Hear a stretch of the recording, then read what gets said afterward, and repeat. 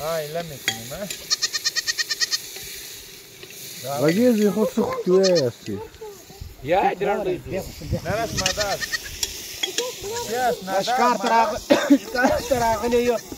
ښکار مو کړی وه سره دیګ پخوو هغه 2 بجې به یې شاوخوا نو د الله خیر کړي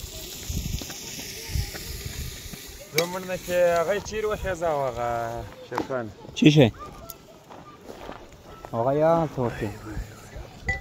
كده في مخ يتيزا نسمع ما كده تبويس ما 3 وانا ميزه واي الوضع يك كامل زين كرا ولا ذاكرة ولا